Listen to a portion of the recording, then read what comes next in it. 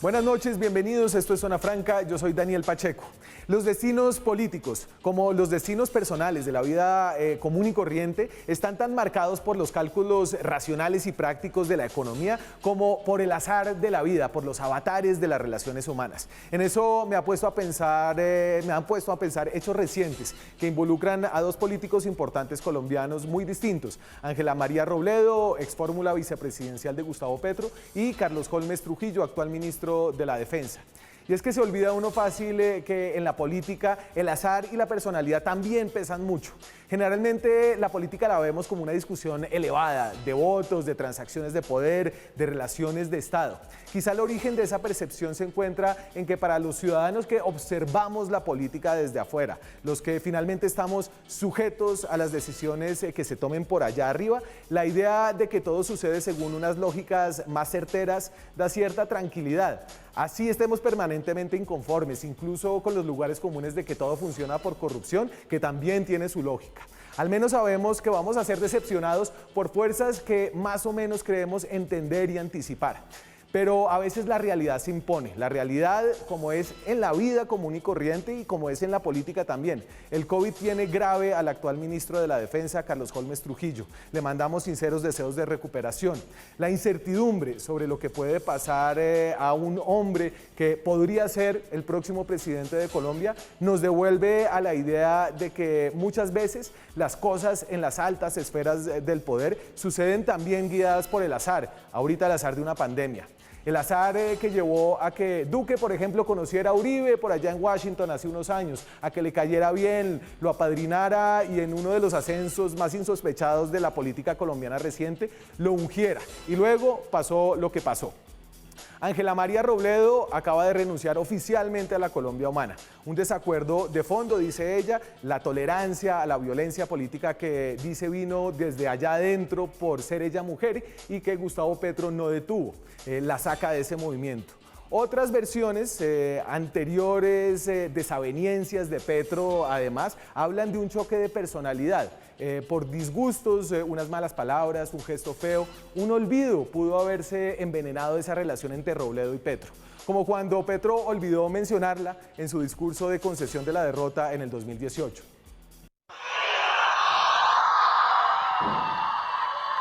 Ya no. ¡Viva Ángela María Robledo, mi fórmula! ¿Qué tal que Petro gane la presidencia? Robledo quizá no será ya la vicepresidenta porque se cayeron mal. La política creo que se parece más a la vida y además de ponernos nerviosos, eso debería ayudarnos a apreciar mejor sus azares, a entender mejor los factores humanos que operan detrás de tanta carreta. Aquí arranca Zona Franca.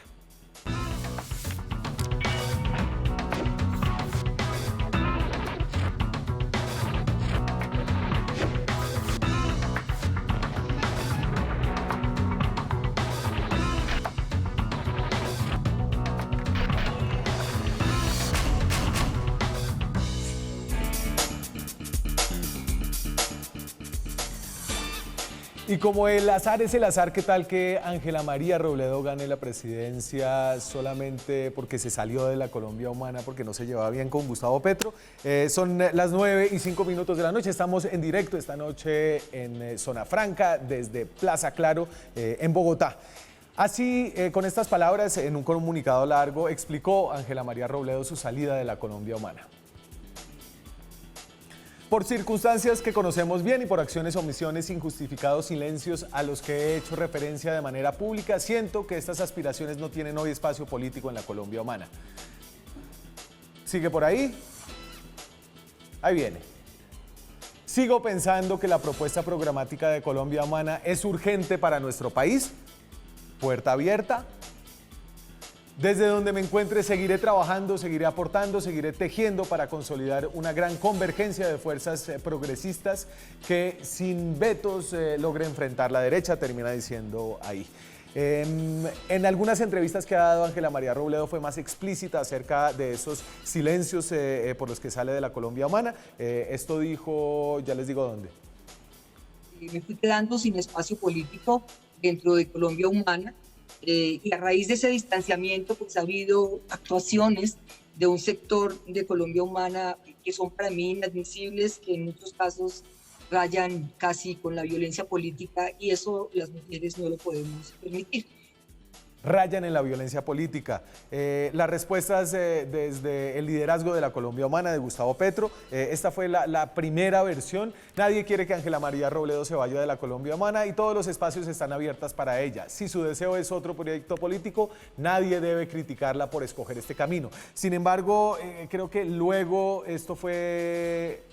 eso fue el año pasado cuando ella anunció que se iba a ir de la Colombia Humana. Ahora en esta versión ya hay un llamado más explícito de Gustavo Petro acerca de las razones que la llevaron a salirse de ahí, pidiendo respeto. Solicito el máximo respeto de la militancia de la Colombia Humana a Ángela María Robledo, respeto para quien se vaya, respeto para quienes están, respeto para quienes llegan, respeto al contrincante. Somos la fuerza que hará la paz de Colombia y eso implica respeto a la diferencia. Eso es de hoy, desde hace algunas horas. Para avanzar esta conversación, tengo el gusto de hablar esta noche con Ángela María Robledo, representante a la Cámara y futura precandidata. Ángela María, es un gusto siempre hablar con usted. ¿Qué tal? ¿Cómo está? Buenas noches. Hola Daniel, lo mismo te digo, es un gusto estar aquí, que a veces no puedo estar, pero te sigo muchas veces. He sido una de las alumnas con cuaderno cuando hace seguimiento con epidemiólogos sobre el tema de la pandemia y sus implicaciones. Muchas Es un gracias. saber que llega aquí y entonces por ese asunto de la política, por allá los políticos no.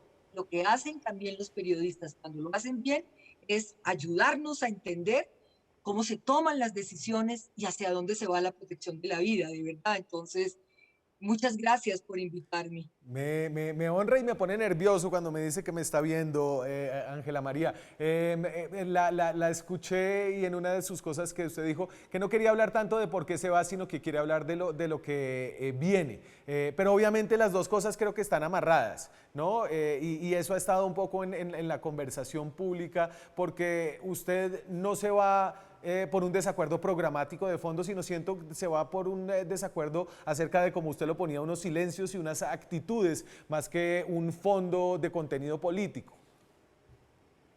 Sí, yo creo que la propuesta de Colombia Humana, como lo dijimos, Daniel, en la campaña, durante la campaña, y quien lo leía con tranquilidad y serenidad, es el desarrollo de la Constitución de Colombia. Ahí no había nada, digamos, revolucionario, pero ya cumplir la Constitución de Colombia es revolucionario, porque es fortalecer la protección de la vida, porque es fortalecer lo público, porque es hacer de la educación y de la salud derechos fundamentales, porque la tierra cumpla una función social, porque las mujeres tenemos derecho, los niños, los viejos, en esos primeros capítulos de toda esa impronta social de la Constitución, y porque estaba la obligación de desarrollar un Sí. Estado social que era fundamental. Entonces, ahí no hay desacuerdos, por supuesto.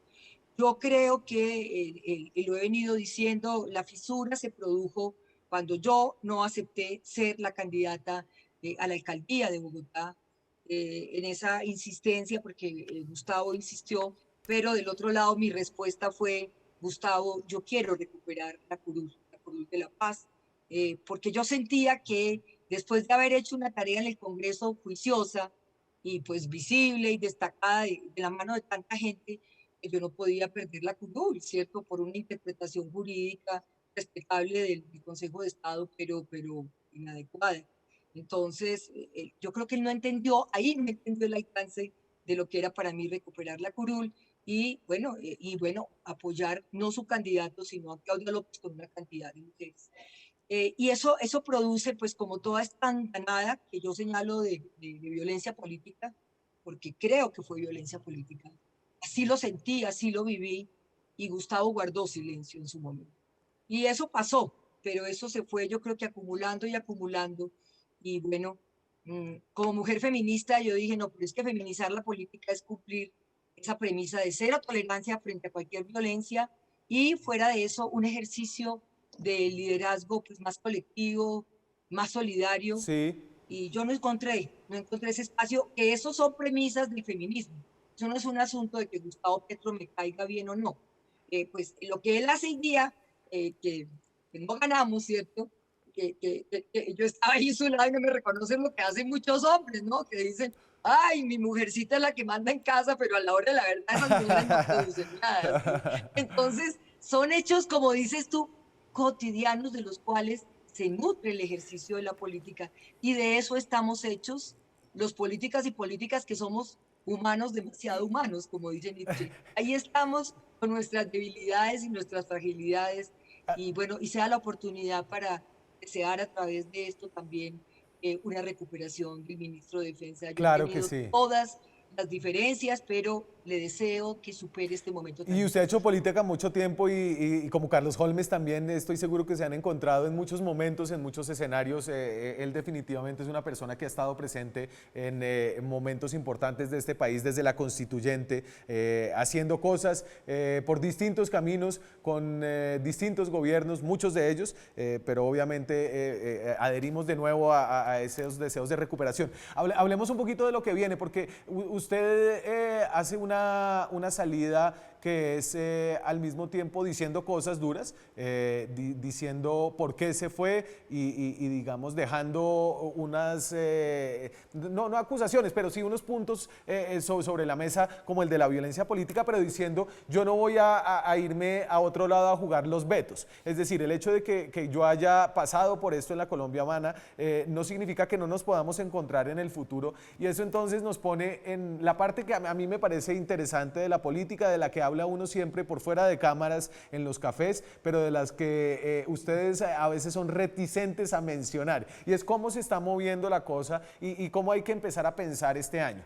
Yo creo que no hay que atragantarse ahorita con el año electoral, esto va a tomar tiempo, pero ayúdeme a entender cómo va a ir avanzando. Entonces hay un acercamiento con el Partido Verde, hay unas conversaciones también con otros candidatos de centro como Sergio Fajardo y una puerta que deja abierta con Gustavo Petro. ¿Cómo va a maniobrar en ese escenario?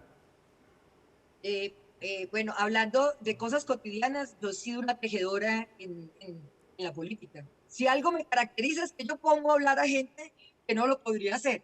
Vamos a ver si se logra. Pero, ¿cómo se está haciendo ahora? La verdad, Daniel, es que esta pandemia a mí también me sirvió a través de estas plataformas con múltiples encuentros en algo que hemos llamado las asambleas del cuidado. Sí, ese es un tema que yo he trabajado de tiempo atrás, que es un mandato ético, y es que todos y todas nos tenemos que cuidar, que dependemos del otro y de la otra, y esta pandemia sí que lo ha hecho evidente, que fundamentalmente el cuidado por cuestiones históricas se le ha delegado a las mujeres, pero que hay una sociedad que debe cuidar la vida, que debe cuidar el trabajo de las mujeres en casa. Hay un nicho político de agenda que hay que buscarle un lugar en el mundo de la política. Eso va por un lado, esa es una tarea que se ha hecho. No, y en las Y en cuentas medio de todo nacionales, esto, Ángela María, hay que meter la economía del cuidado en las cuentas nacionales. bueno, Hay que esa ha sido, reconocer. y tú que sabes y Sí. que hicimos un programa y vamos a ver ahora la tercera aplicación de la encuesta de uso del tiempo que va a dar y la propuesta del Sistema Nacional de Cuidado es una iniciativa que yo hice con muchas mujeres y que Claudia recoge en el sistema distrital en Bogotá, o sea que eso está ahí, es importante. Y el tema del cuidado recoge la economía del cuidado, pero va mucho más allá, ¿sí? Ahí hay un nicho de tarea y de trabajo, y es en eso donde yo también empiezo a encontrar que se me estrecha el ámbito político en Colombia Humana, empieza a haber reuniones, yo creo que de Gustavo con el Polo, con otras fuerzas, a mí no me invitan, y en cambio el Verde pues me empieza a llamar y se sienta a conversar conmigo. Antonio Navarro, Carlos Antonio, Carlos Ramón González, a finales de diciembre, y me dicen, oiga, Ángela María, ¿usted qué está pensando? Yo dije, no, yo estoy viendo, yo no he tomado ninguna decisión, estoy en un cruce de caminos, lo tengo que resolver. Haya habido conversaciones. ¿Cómo veo yo esto, Daniel? Hay un grupo que se está formando de una coalición, llamémosla, donde va a estar el Polo, donde va a estar Colombia Humana, donde va a estar la UP, donde va a estar el Maíz, donde quizá dicen que hasta de pronto puede estar Roy Barreras, ¿sí? Y bueno, y yo creo, esta mañana que me tocó una conversación con Benedetti, pues decía que incluso algunos de la U, yo no sé si bases de la U que lo acompañan a él pueden llegar allá, ¿sí? esa es una. La otra es esta que llaman de centro izquierda y centro, pues donde estaría Sergio Fajardo, Robledo, Los Galán, quizá Humberto de la Calle, bueno, y el verde o la verde, ¿sí? Y la otra, pues, que la de ultraderecha y derecha, ¿sí? Eso es lo que hay en el escenario. ¿Qué es lo que yo estoy sintiendo? ¿Qué es lo que quisiera? Del lado de la convergencia, digamos, de izquierda, hay personas como Iván Cepeda que ha dicho, sentémonos a conversar. Iván es un experto facilitador en los diálogos y en todo eso. Entonces, ahí, y más bien miremos una propuesta si ahí cabemos en esos lineamientos que se van a establecer, ¿sí? Ahí es. De este lado, no solo, yo digo, no vetos a Gustavo ni tampoco a Sergio Fajardo, porque parte de las redes que se han venido vetos a Sergio, cada cual tendrá que explicar, pero hay personas como Antonio Sanguino, como Inti Asprilla, como Camilo Romero, que dicen no, hay que buscar una alianza lo suficientemente amplia que dé hasta, hasta poder trabajar y discutir con Petro. Sí. En eso estamos, ¿cierto? Pero y entonces, estamos. y en eso hemos estado ya, ¿no? Y no sé si eso no se logró decantar hace 4 años, en que tal vez eran cosas distintas y que uno puede tratar, y voy a usar su metáfora, de tejer cosas, pero a veces son tan distintas y jalan para lados tan opuestos que no hay hilo que aguante. Y que entonces es mejor no tratar de amarrarlos para no gastarse tiempo y romper hilos y digamos, y enfocarse en unas discusiones que finalmente no son tan productivas. Pero hay que explorarlo. Mira, ya hicimos un ejercicio. En el 2019, para los gobiernos locales, nos reunimos con Jorge Robledo, con Gustavo Petro, bueno, con Claudia López, con Angélica Lozano, con Antonio Navarro, con el grupo que se llama como de disidentes de los liberales. Estuvimos nosotros como Colombia Humana, Aida Bella. Y ahí hicimos un esfuerzo, Daniel. En el último momento se nos rompió, pero quedaron esas bases que ayudaron a estos gobiernos mucho más alternativos que hay en Colombia en este momento. Sí. Ese esfuerzo lo hicimos y fue efectivo, ¿sí? Faltó la foto, como se diría coloquialmente, pero logramos hacerlo. El intento ahora puede, tú tienes toda la razón, si se estira y se tensiona tanto el esfuerzo, sin haberlo preparado, de pronto lo que va a hacer es una ruptura irreparable. Por eso hay que calibrar, sí. Hay que calibrar si se puede o no se puede hacer. Si no, pues yo te digo, si no, que vayamos en estas distintas coaliciones, pero hagamos las campañas de tal manera que después nos podamos encontrar en la segunda vuelta. Y entonces, si se va a la secuestra. Ángela María, y de nuevo como en esta idea de saber medirnos, estamos arrancando año y es un año preelectoral, pero entonces usted ve un periodo inicial de algunos meses en los que va a haber unas conversaciones y en qué momento aspira usted a que ya estemos con cosas un poco más concretas. ¿Esto es tema de mitad de año para tener una campaña muy larga con cosas claras o es una discusión que podemos estar teniendo hasta octubre, de pronto noviembre, diciembre, incluso hasta fin de año?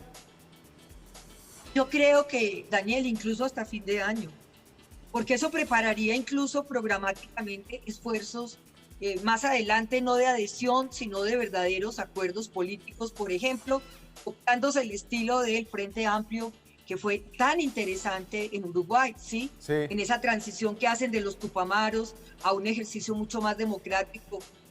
Así le oía yo la historia cuando conocí a Pepe Mujica en Montevideo, ¿sí?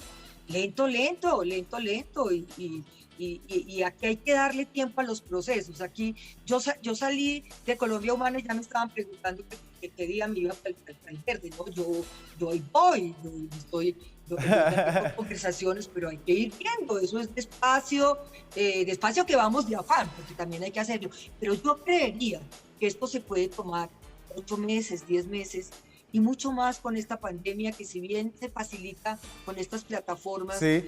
Pues la interacción cotidiana no, y estar allí, por ejemplo. Espero tenerla aquí pronto. Espero tenerla aquí pronto. No hay como tener una conversación frente a frente con un ser humano y no a través de una Ay, pantalla. sí, sí. No que no me haya alegrado mucho tenerla estos minutos acá, escucharla. Esto me ayuda de verdad como a entender ritmos, a entender que no hay que afanarse y que esto va a ser una cosa lenta pero permanente durante este 2021, en la que es muy grato para el país tener una voz como la suya, una mujer, una feminista, ahora representante a la Cámara y aspirante presidencial definitivamente. Ángela María, un gusto, gracias por haber venido. No, Daniel, muchas gracias. Espero que la próxima vez pueda estar ahí lejitos en la mesa, pero eso espero y gracias de verdad por el espacio. No, señora, nos cuidamos mucho. Buenas noches. Nosotros seguimos aquí hablando de política presidencial. Ya la oyeron. Definiciones tal vez incluso hasta final de año y cuando esos tiempos se ponen puede irse hasta enero del 2022. Vamos a hacer una pausa y volvemos con analistas para ver todas las fichas que hay en movimiento. Ya regresamos.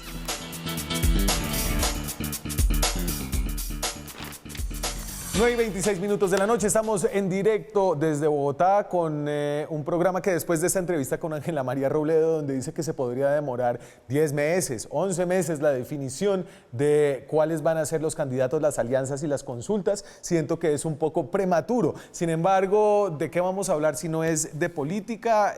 Ariel Ávila, creo que lo llevamos haciendo desde el año pasado, Ariel, aquí como para no disimular, subdirector de la Fundación Paz y Reconciliación, periodista también, tuvo un programa exitoso en la revista Semana.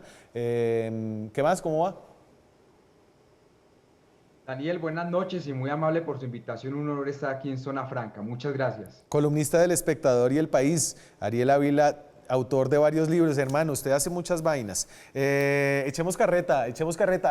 Lo de Ángela María Robledo, a ver, yo me imagino que usted la escuchó, abre una nueva voz, es una cosa cantada desde el año pasado, ella ya había dicho que se salía de la Colombia Humana, pero vuelve a poner el foco, y aquí quiero salirme de lo de Ángela María para hablar un poquito de Gustavo Petro. Le voy a hacer aquí una listica, Ariel, aquí echando memoria en el programa, varias de las peleas de Petro que terminaron en desavenencias con personas ideológicamente muy cercanas, como las siguientes. Esta lista incluye a Antonio Navarro, a María Mercedes Maldonado, Carlos Vicente de Rú, Carlos Gaviria Díaz. Petro se salió del Polo cuando Carlos Gaviria era el presidente del Polo, ahora Ángela María Robledo, y yo ahí metería también a Claudia López, que lo apoyó en la campaña presidencial y luego se volvieron enemigos políticos cuando ella llegó a la alcaldía. Aquí hay un patrón definitivamente, ¿o no? Mire, Daniel, en este momento la situación de lo que llamamos la Colombia humana, que yo tiendo a llamar más el petrismo, que es algo más que la Colombia humana, tiene dos realidades. La primera realidad es que ellos están muy bien en la lista Senado. Se cree, los cálculos conservadores hablan de que van a tener 13 o 14 senadores. Van a ser de los pocos partidos que va a aumentar, producto de la alianza con el Polo Democrático, que sus dirigentes lo niegan, pero los congresistas ya la hicieron. Entonces ellos están armando una lista muy buena que incluye a Margarita Rosa de Francisco, la cabeza de lista será Iván Cepeda y van a dar una gran sorpresa en ese punto. Pero mientras eso pasa, la campaña presidencial se está quedando sola, es decir, pueden tener un muy buen listado a Congreso, pero la campaña presidencial se queda sola. Y particularmente porque Petro ha tomado la decisión de, digámoslo así, abrir tres frentes de batallas diferentes. Un frente de batalla contra los verdes, que ahí incluyo a Fajardo, sí, muy duro, contra Claudia López, muy duro. Un frente de batalla contra aquella izquierda, centroizquierda, que no esté con él, en este caso Ángela María Robledo, y el frente de batalla, pues, tradicional contra el Centro Democrático. La pregunta es que si Petro va a poder ganar solo la presidencia. La respuesta es que no. Este ataque que ya hoy en un trino Gustavo Petro le bajó un poco la presión porque no había dicho nada. Si Gustavo Petro quiere ser presidente y pasa a segunda vuelta, necesita los votos de Fajardo, necesita los votos de Ángela María Robledo y va a necesitar alianzas seguramente con sectores tradicionales como Roy Barreras, César Gaviria, etc. Así que esta estrategia le da muy buenos resultados en Senado, pero no en presidencia. Y bueno, y usted hace unas predicciones arriesgadas a más de un año de una lista para el Senado, pero me parece interesante esa idea de, a ver, por ahí han pasado muchos, ¿no? Lo de Margarita Rosa de pronto saca la mano en la mitad de la campaña, no vuelve a salir, la embarra, Gustavo Bolívar es un tipo que pone ¿qué? 100.000 votos, digamos, en el mejor de los casos, y ahí puede haber una cantidad de desinfles. Entonces, usted lo que me está diciendo es, ellos se exponen a no hacer esta consulta que se empezó a volver como una cosa obligada en la política colombiana para calentar y para pegar a la lista, sino que se arriesgan a ir casi que solos a primera vuelta, esperando que pase lo mismo que pasó hace 4 años, y que en segunda vuelta ya la gente esté tan cansada de lo que llegue ahí, que probablemente será una centro o una derecha, y que Gustavo Petro mágicamente llegue a la presidencia. Daniel, a ver, le respondo lo primero, lo de la lista de la Colombia Humana, todos los analistas pues ya más o menos lo calculamos. La cabeza de lista sería Iván Cepeda. Ellos harían coalición con el Polo Democrático. Iván Cepeda es una persona que hoy día puede poner 250.000 votos. Estaría Gustavo Bolívar, sí, que va a poner unos 150.000 votos. Es decir, es una lista bastante fuerte, ¿no? Yo no la menosprecio, pero la estrategia del petrismo en la presidencia me parece complicada. ¿Cuál decisión tomó el petrismo? No hablo de la Colombia Humana, sino el petrismo. Hacer una consulta en marzo, una consulta hecha para que la gane Gustavo Petro, donde no va a haber... Con Francia Márquez. Estará Francia Márquez, Alexander López, sí, seguramente el exalcalde de Ibagué, que fue secretario de gobierno en la época Petro, Guillermo Alfonso Jaramillo y Gustavo Petro. Eso es una consulta hecha para Petro. Luego tenemos la consulta que llamamos del centro, que es más centroizquierda, donde estaría Juan Manuel Galán, Juan Fernando Cristo, posiblemente Roy Barreras, Sergio Fajardo, Ángela María Robledo, y seguramente esto, según las encuestas, ganaría Sergio Fajardo.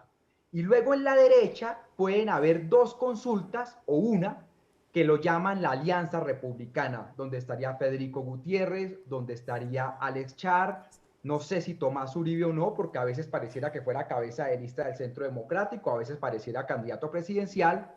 Si no es Tomás Uribe, estaría alguien del Centro Democrático, que en teoría debería ser Carlos Holmes Trujillo, que espero se recupere y pueda competir electoralmente, y estaría obviamente Marta Lucía Ramírez. Y esas serían las 3 grandes consultas, que pueden ser 4, vuelvo y repito, y así nos iríamos. ¿Cuál es el quid del asunto? Que estas consultas, como usted dice, se volvió una costumbre. Parece la primera vuelta presidencial y se hace el día de las elecciones a Congreso. sí. Y en mayo sería la primera vuelta presidencial en junio. Entonces, el que saque más senadores y la consulta que saque más votos, seguramente saldrán disparadas para la segunda vuelta. Yo doy por descontado que la derecha va a estar en segunda vuelta. Es imposible un escenario Fajardo-Petro en segunda vuelta, eso no va a pasar. Sí. Va a estar la derecha con el que esté. Y luego Fajardo y Petro se disputarán esto voto a voto, y seguramente el que más logre senadores y el que más logre, así sea un voto más en la consulta, saldrá disparado para la primera vuelta presidencial. Y le digo una cosa, Daniel, falta un año, lo que dijo Ángela María Robledo es cierto, 11, 12 meses, pero todo el mundo se está moviendo. Es posible, en la primera semana de febrero el Partido Verde va a anunciar sus precandidatos. Es posible que ellos hagan una encuesta muy rápidamente para después ir a la consulta en marzo. Es decir, esto ya comenzó a moverse. Lo que pasa es que los políticos pues aplican la psicología inversa, de decir que no, pero sí, pero esto ya se está moviendo. Sí, y eso va a ser un camello para el gobierno. Venga, Ariel, voy a meter aquí a nuestro segundo invitado, pero antes de hacerlo voy a irme a una muy breve pausa. Seguimos hablando de este larguísimo periodo preelectoral. Podríamos estar hablando de 1 año y medio hasta junio del 2022, cuando sea la segunda vuelta presidencial. Ya volvemos. Seguimos en Zona Franca 937, estamos en directo desde Bogotá, hablamos de política preelectoral. Creo que este no es un programa para entender quién va a ganar la presidencia ni cómo van a quedar las consultas, sino para entender que va a ser un proceso largo, demorado, que va a girar alrededor de ciertos debates, como había venido explicando Ariel Ávila. Por eso mismo esta encuesta que les voy a mostrar no significa absolutamente nada, pero las encuestas le gustan a la gente, nos ponen a hablar, nos ponen a comparar. Esto es de noviembre del año pasado, la hizo Inbamer, una encuestadora que le ha pegado, digamos, en los últimos años. Es la encuestadora que mejor se ha acercado a los resultados finales de las elecciones. Gustavo Petro puntea 25,9, Sergio Fajardo 20,5, muy lejos del 51% que se necesita. Marta Lucía Ramírez, Juan Manuel Galán, Humberto de la Calle, el hombre de los 400.000 votos en las elecciones de 2018. Federico Gutiérrez, el exalcalde de Medellín, caras y nombres todos estos que sonarán. Y ahí viene la cola. Obviamente aquí Inbamer preguntó por ciertos personajes. Alejandro Char, Alex Char de la Casa Char, exalcalde de Barranquilla, exgobernador del Atlántico. Carlos Holmes Trujillo, una figura importante, como hemos dicho, el ministro de la Defensa, que se encuentra convaleciente con COVID. Alejandro Gaviria, hasta sonó, Alejandro Gaviria, el rector de la Universidad de los Andes, exministro de Salud. Iván Marulanda, senador del Partido Verde, que se salió de Compromiso Ciudadano del movimiento de Sergio Fajardo. Hasta Roy Barreras, tiene un 0,6% de los votos. Obviamente, en este punto nadie va a votar en blanco, 3,9%. Le doy aquí la bienvenida a otro panelista, a Melquisedec Torres, es abogado, 25 años en el oficio, también es periodista. 25 años en el oficio de periodista más que de abogado, ¿cierto, Melquisedec? Sí, Daniel, buenas noches, ¿qué tal? Sí, más de 25 años en periodismo y unos pocos como abogado. Y abandonó las calurosas planicies del Bajo Valle del Magdalena Huilense, de donde es. ¿Qué más? ¿Cómo va? Yo soy realmente del Alto Magdalena. ¿Ah, sí? Es decir, claro, de Pitalito, que queda a pocos el Alto kilómetros Magdalena. del centro de Magdalena. Tengo el Magdalena volteado. El Bajo Magdalena es en Barranquilla y el medio pues es en Honda y toda esta zona del Magdalena Medio, como se llama. Y todo se parece porque es muy caliente. Veníamos aquí echando carreta, básicamente. Ariel hizo como una muy buen panorama de lo que va a pasar durante todos estos meses. Un lento pero activo y presente, constante debate presidencial mientras se ajustan las consultas. Déjeme, hablamos de un personaje que no hemos mencionado mucho esta noche. Juanse, el que teníamos por ahí de Sergio Fajardo. Sergio Fajardo casi llega a segunda vuelta, le faltaron, si no estoy mal, en este momento 100.000 votos y sigue diciendo cosas que impactan al país. Voy a usar una, ¿cómo digo yo? Una herramienta muy sencilla en este mundo. Busque en Google, Junta Directiva EPM Sergio Fajardo Alcalde. Ayer le preguntaban en los Danieles, Ariel, no sé si lo vio, le preguntaban en los Danieles, bueno, usted, ¿cuál es su responsabilidad con la Junta de Hidroituango? Y él revivió esa frase que le ayudó tanto, yo creo, en la campaña presidencial anterior. Busquen en Google, Melquisedec Sergio Fajardo. ¿Todavía Sergio Fajardo? ¿Usted cree que llega con la misma fuerza? Bueno, un saludo para Ariel. Fajardo sin duda es candidato de primera línea. Estará en el partidor, independientemente de que haya consultas o no. Yo creo que es, al lado de Gustavo Petro, la figura más poderosa de la etapa preelectoral que ya empezamos a vivir. Eso, adicional a que lo muestren las encuestas, es lo que vivimos durante la elección presidencial pasada, donde usted recuerda que Fajardo por poco más de 200.000 votos no llegó a la segunda vuelta. Esos 200.000 votos que yo se los atribuyo a un muy pobre, muy deficiente trabajo que hizo la campaña de Fajardo en la costa atlántica, donde su votación fue ínfima, muy baja comparada con la de Petro y con la del mismo Iván Duque.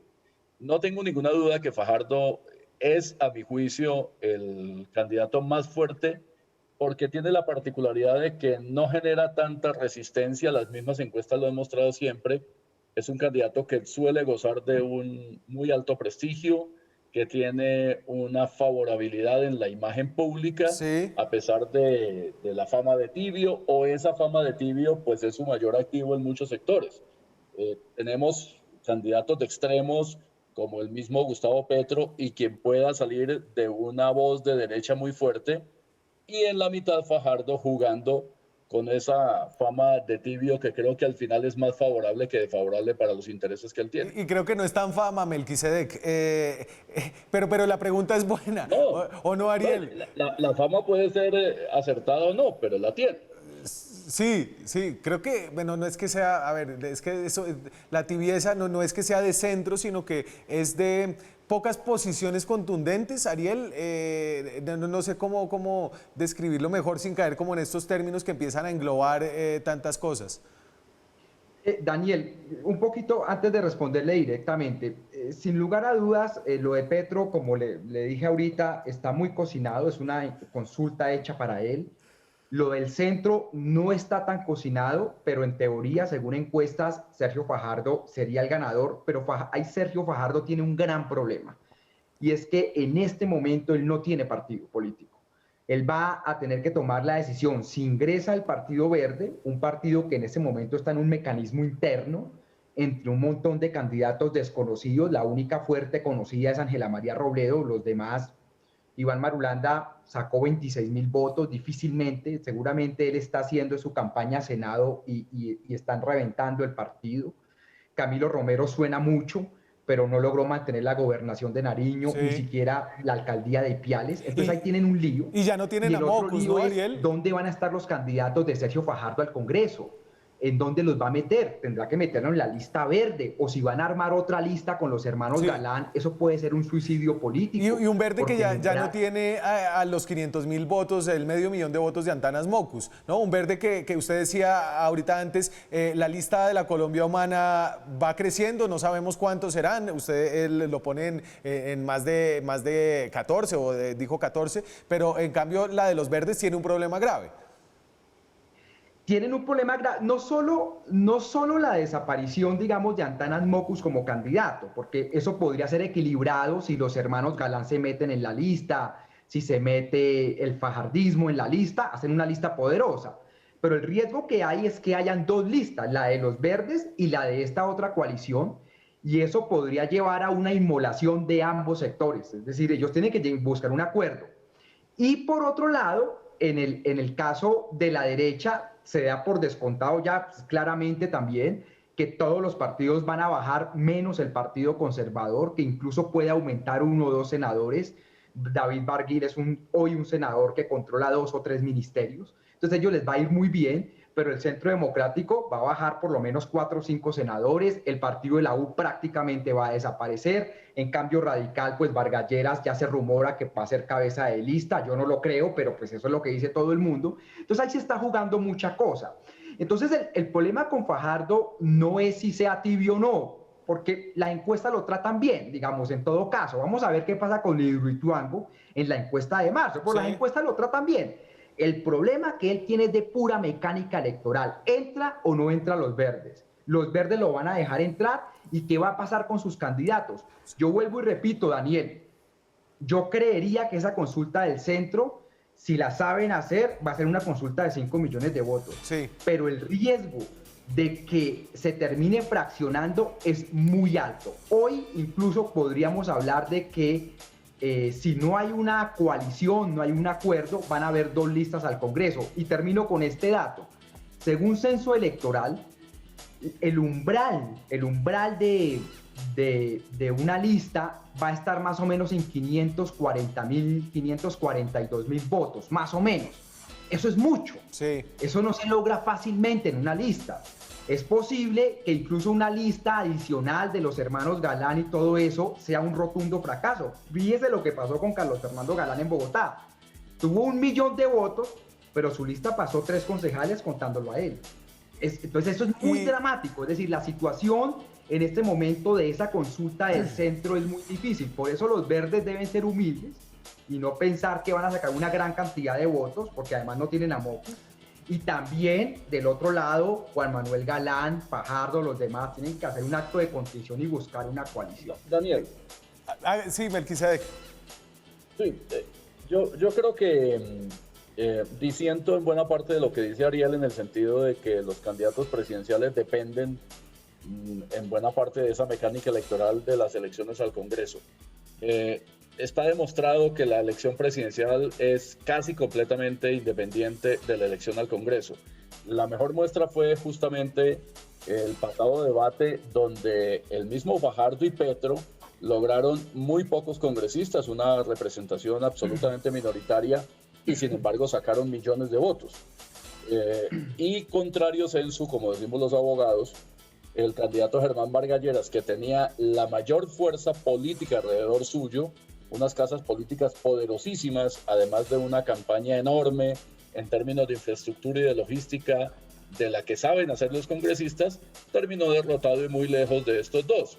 De manera que yo creo que el debate se sigue centrando, sí, como se ha centrado casi siempre, en los nombres particulares de los candidatos. Ellos son mucho más poderosos que los partidos mismos. Fajardo ha demostrado él mismo en sus campañas que no necesita una estructura y una mecánica política. El mismo Petro logró los 8 millones de votos sin tenerlo, y logró el paso a la segunda vuelta antes, también sin tener esa gran mecánica electoral. Yo creo que aquí lo que está planteado es claramente una discusión sobre nombres particulares, y en general el votante de candidatura presidencial identifica al candidato, y ese tema de mecánica de partidos está completamente revaluado para efectos de la elección presidencial. Voy a hacer una breve pausa. No hemos hablado de lo que está pasando a la derecha, al centro derecha. Ahí hay también muchos movimientos. Entra tal vez Álvaro Uribe a la elección en la que está en un momento de debilidad política más grande desde los años 90, y eso será interesante. Vamos a hacer una pausa y ya regresamos.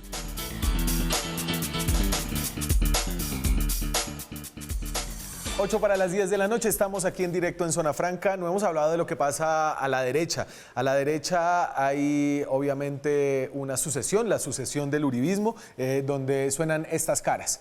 Caras en general conocidas, unas no tanto. Rafael Nieto Loaiza. Rafael, hace rato no lo veo por ahí.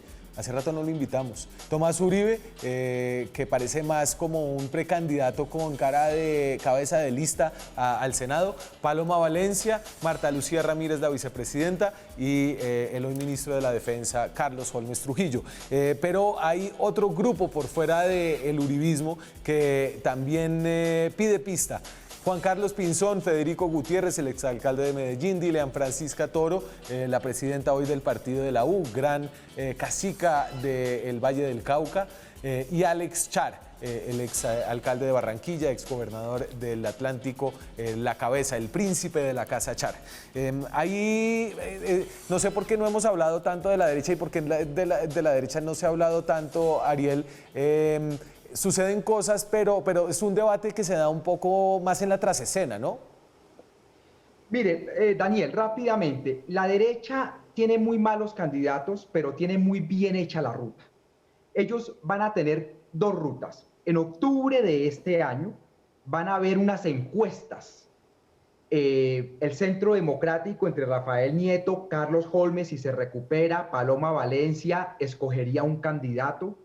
Los conservadores harían lo mismo, seguramente Marta Lucía Ramírez, y luego ellos irían a una consulta en marzo, donde estaría Federico Gutiérrez, donde ya estaría Alex Char, y un candidato que no lo tienes ahí de los partidos cristianos. Y ellos aspiran a sacar unos 5 o 6 millones de votos, y con eso saldrían disparados para la primera vuelta presidencial. Ese es el cálculo de ellos. Ellos tienen problemas en Senado, como les repito. La mayoría de partidos de la derecha y de la coalición de gobierno están en crisis, a excepción del conservador, y van a bajar en su votación. Sí. Pero hay dos factores muy dramáticos en esto. Si el expresidente Uribe decide lanzar a su hijo a la presidencia y no al Senado, eso hace implosionar la coalición, porque pues dirán, bueno, ahora Uribe con su hijo, entonces no me le mido, y podría haber otra consulta en la derecha. Y lo segundo es cuál va a ser la fórmula para escoger el vicepresidente o la vicepresidenta. Si Uribe lo pone como el uribismo, ganando Federico o Alex, o si eso se escoge siendo el segundo en la votación o la segunda.